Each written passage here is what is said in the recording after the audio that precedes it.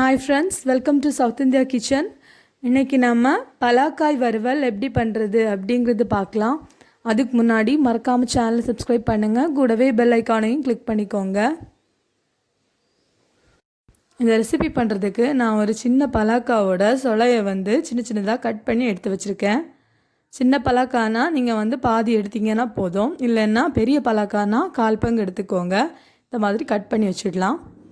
அப்புறமா ஒரு பவுலில் 4 பச்சை மிளகாய், கூடவே ஒரு 20 பல் பூண்டு, 3 துண்டு இஞ்சி எடுத்துக்கோங்க. இதை நம்ம நல்லா அரைச்சிடலாம்.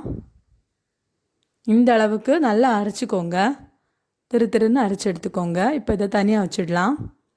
நெக்ஸ்ட் ஒரு பேனில் 2 கப் அளவுக்கு தண்ணி எடுத்து சூடு பண்ணிக்கோங்க. தண்ணி லைட்டாக சூடானதுமே நம்ம வெட்டி வச்சுருக்க பலாக்காவை இதில் ஆட் பண்ணிடலாம். பலாக்காங்கிறது பச்சையான பலாப்பழம் தான். ஜாக்ஃப்ரூட்டுன்னு சொல்லுவாங்கள்ல, அதுதான் பச்சையாக இருந்துச்சுன்னா அது பலாக்கான்னு சொல்லுவாங்க. அதுவே பழுத்து இருந்துச்சுன்னா நம்ம பலாப்பழம்னு சொல்லுவாங்க. இங்கிலீஷில் ரா ஜாக்ஃப்ரூட். இப்போது இது கூடவே 1/2 ஸ்பூன் உப்பு சேர்த்துக்கோங்க.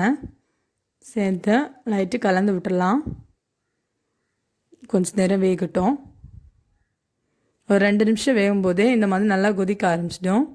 அதையும் லைட்டாக கலந்து விட்டுக்கோங்க. 10 நிமிஷம் வந்துடுச்சுன்னா இந்த மாதிரி கொதித்து தண்ணியெல்லாம் வற்ற ஆரம்பிச்சிடும்.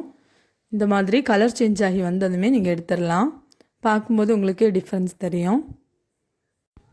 அவ்வளோதான். இப்போ நம்ம இதை வடிகட்டி தனியாக எடுத்து வச்சிடலாம். நெக்ஸ்ட் ஒரு பேனில் எண்ணெய் சூடு பண்ணிக்கோங்க. எண்ணெய் சூடானதுமே கடுகு போட்டுடலாம்.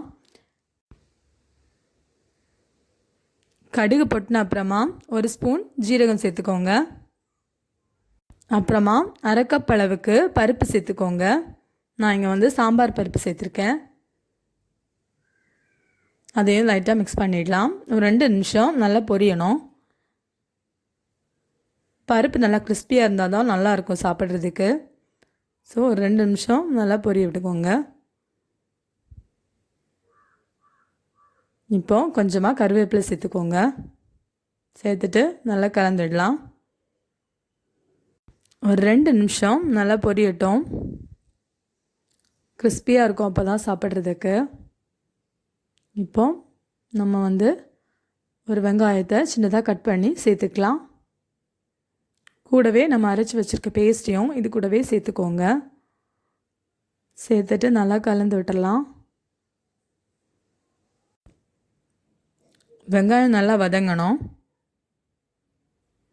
இப்போது நம்ம 1/2 ஸ்பூன் மஞ்சள் தூள் சேர்த்துக்கலாம்.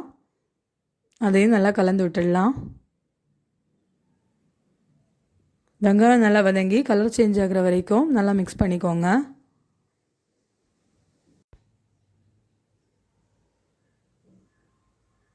இந்த அளவுக்கு வெங்காயம் நல்லா வதங்கி வரணும். அப்புறமா நம்ம வேக வச்ச ஜாக் ஃப்ரூட்டையும் இதிலே சேர்த்துடலாம். சேர்த்துட்டு நல்லா கலந்து விட்டுக்கோங்க. உப்பு தேவைப்பட்டுச்சுன்னா நீங்கள் சேர்த்துக்கலாம். கண்டிப்பாக சேர்க்கணும்னு அவசியம் இல்லை. நீங்கள் உங்கள் டேஸ்ட்டை பொறுத்து உப்பு சேர்த்துக்கோங்க. ஒரு 2 நிமிஷம் நல்லா வேக வச்சுக்கோங்க. அவ்வளோதான், ரெடி ஆகிடுச்சு. பாருங்கள் ஃப்ரெண்ட்ஸ், பலாக்காய் வறுவல் ரெடி ஆகிடுச்சு. நீங்களும் உங்கள் வீட்டில் ட்ரை பண்ணி பாருங்கள். தேங்க்ஸ் ஃபார் வாட்சிங். மறக்காமல் சேனலை சப்ஸ்கிரைப் பண்ணுங்கள். கூடவே பெல் ஐக்கானையும் கிளிக் பண்ணிக்கோங்க. நெக்ஸ்ட் ஒரு புது ரெசிபியோட சந்திக்கலாம். With loving god blessings. Thank you. Bye bye.